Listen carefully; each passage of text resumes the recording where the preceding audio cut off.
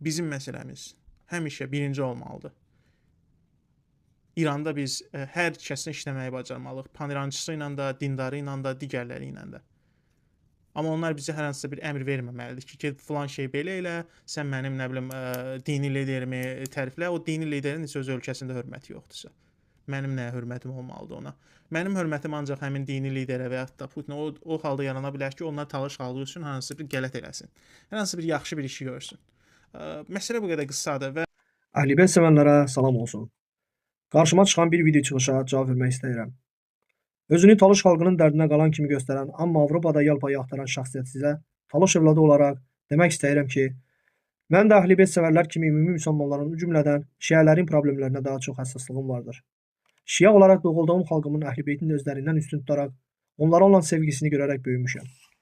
Bugün İslamın ağır yükünü çininə alan Seyyid Əli Xamenei haqqında nalayiq söz danışan istənilən şəxsi məxsus olduğu halda xəyanət içində olduğunu bəyan edirəm.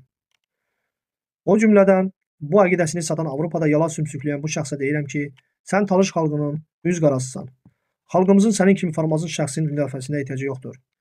Gör nə qədər zavallısan ki, özünə xalta almaq üçün belə rəhbər demədiyin bizim ali məqamlı Seyyidimizə, Xamenei ağamıza möhtacsan. Xamenei həzrətləri həqiqətən rəhbər olmasaydı, sən kimi zavallılar belə İslam düşmənlərinin xaltasını almaq üçün ondan istifadə etmək imkanına malik olmazdırlar. Artıq mən Talış balasının da çıxışını Avropadakı ağalarıma göstər ki, sənin daha zavallı mənsub olduğun xalqın nümayəndələri tərəfindən zülmə məruz qaldığın təsdiq olunsun.